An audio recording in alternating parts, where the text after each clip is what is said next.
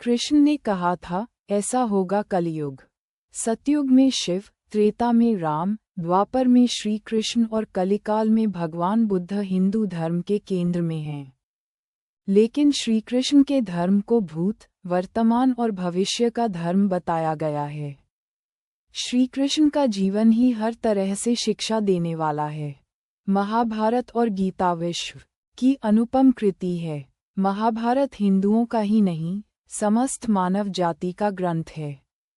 इससे प्रत्येक मानव को एक अच्छी शिक्षा और मार्ग मिल सकता है। प्रत्येक मनुष्य को इसे पढ़ना चाहिए।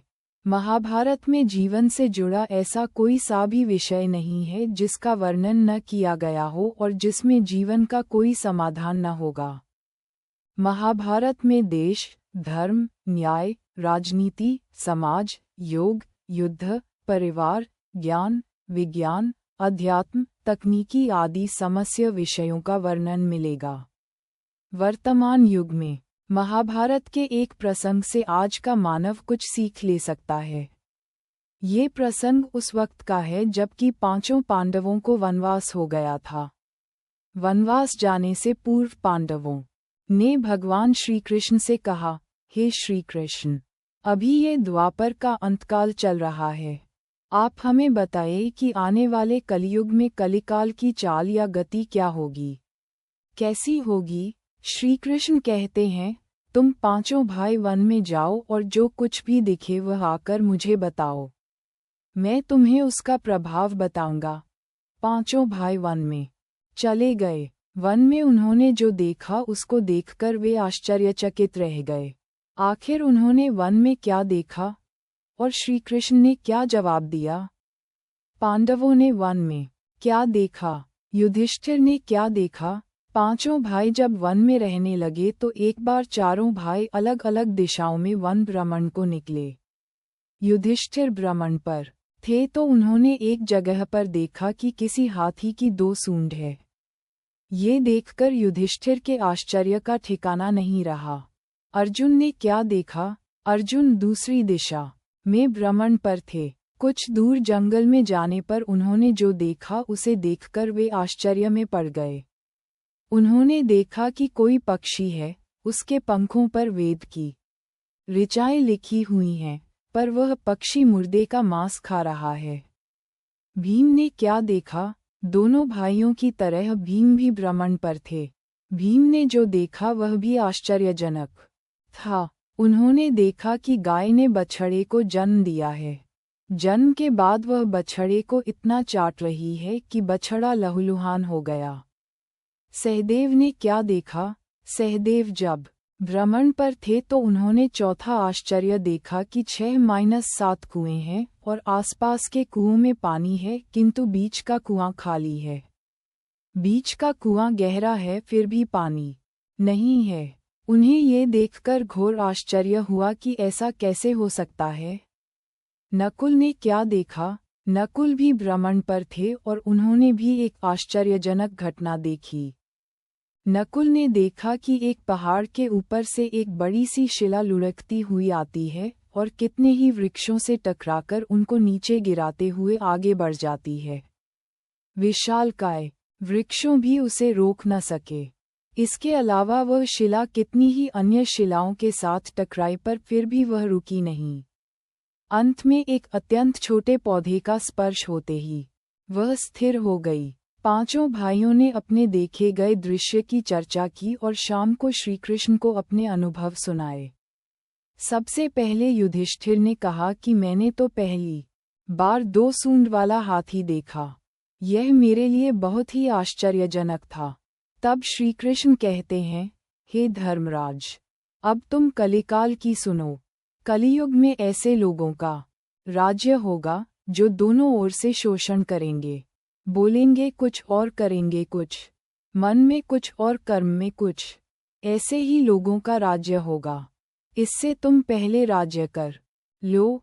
युधिष्ठिर के बाद अर्जुन ने कहा कि मैंने जो देखा वह तो इससे भी कहीं ज्यादा आश्चर्यजनक था। मैंने देखा कि एक पक्षी के पंखों पर वेद की ऋचाएं लिखी हुई हैं और वह पक्षी मुर्दे का मांस खा रहा है। तब श्रीकृष्ण कहते हैं, इसी प्रकार कलयुग में ऐसे लोग रहेंगे जो बड़े ज्ञानी और ध्यानी कहलाएंगे। वे ज्ञान की चर्चा तो करेंगे, लेकिन उनके आचरण राक्षसी होंगे। बड़े पंडित और विद्वान कहलाएंगे, किंतु वे यही देखते रहेंगे कि कौन सा मनुष्य मरे और हमारे नाम से संपत्ति कर जाए। हे अर्जुन, संस्था के व्यक्ति विचारेंगे कि कौन सा मनुष्य मरे और संस्था हमारे नाम से हो जाए। हर जाति धर्म के प्रमुख पद पर बैठे विचार करेंगे कि कब किसका श्राद्ध हो, कौन कब किस पद से हटे और हम उस पर चढ़े। चाहे कितने भी बड़े लोग होंगे, किंतु उनकी दृष्टि तो धन और पद के ऊपर, मांस के ऊपर ही रहेगी। ऐसे लोगों की बहुतायत होगी, कोई कोई विरला ही संत पुरुष कहलाएगा। अर्जुन के सवाल के जवाब के बाद भीम ने अपना अनुभव सुनाया। भीम ने कहा कि मैंने देखा कि गाय अपने बछड़े को इतना चाटती है कि बछड़ा लहूलुहान हो जाता है। तब श्री कृष्ण कहते हैं, कलियुग का मनुष्य शिशुपाल हो जाएगा। कलियुग में बालकों के लिए ममता के कारण इतना करेगा कि उन्हें अपने विकास का अवसर ही नहीं मिलेगा। मोह माया में ही घर बर्बाद हो जाएगा। किसी का बेटा घर छोड़कर साधु बनेगा तो हजारों व्यक्ति दर्शन करेंगे, किंतु यदि अपना बेटा साधु बनता होगा तो रोएंगे कि मेरे बेटे का क्या होगा। इतनी सारी ममता होगी कि उसे मोह माया और परिवार में ही बांध कर रखेंगे और उसका जीवन वहीं खत्म हो जाएगा। अंत में बेचारा अनाथ होकर मरेगा। वास्तव में लड़के तुम्हारे नहीं हैं, वे तो बहुओं की अमानत हैं। लड़कियां जमाइयों की अमानत हैं और तुम्हारा ये शरीर मृत्यु की अमानत है। तुम्हारी आत्मा परमात्मा की अमानत है। तुम अपने शाश्वत संबंध को जान लो बस। भीम के बाद सहदेव ने पूछा, हे श्री कृष्ण, मैंने जो देखा उसका क्या मतलब है? मैंने ये देखा कि 5-7 भरे कुओं के बीच का कुआं एकदम खाली है, जबकि ऐसा कैसे संभव हो सकता है? तब श्री कृष्ण कहते हैं, कलियुग में धनाढ्य लोग लड़के लड़की के विवाह में, मकान के उत्सव में, छोटे बड़े उत्सवों में तो लाखों रुपए खर्च कर देंगे, परंतु पड़ोस में ही यदि कोई भूखा प्यासा होगा तो यह नहीं देखेंगे कि उसका पेट भरा है या नहीं। उनका अपना ही सगा भूख से मर जाएगा और वे देखते रहेंगे। दूसरी ओर मौज, मदिरा, मांस भक्षण, सुंदरता और व्यसन में पैसे उड़ा देंगे, किंतु किसी के 2 आंसू पोंछने में उनकी रुचि न होगी। कहने का तात्पर्य ये कि कलियुग में अन्न के भंडार होंगे, लेकिन लोग भूख से मरेंगे। सामने महलों बंगलों में ऐशोआराम चल रहे होंगे, लेकिन पास की झोपड़ी में आदमी भूख से मर जाएगा। एक ही जगह पर असमानता अपने चरम पर होगी। सहदेव के बाद नकुल ने श्री कृष्ण को बताया कि मैंने भी एक आश्चर्य देखा। वह ये कि एक बड़ी सी चट्टान पहाड़ पर से लुढ़की, वृक्षों के तने और चट्टानें उसे रोक न पाए, किंतु एक छोटे से पौधे से टकराते ही वह चट्टान रुक गई। तब श्री कृष्ण ने कहा, कलियुग में मानव का मन नीचे गिरेगा, उसका जीवन पतित होगा।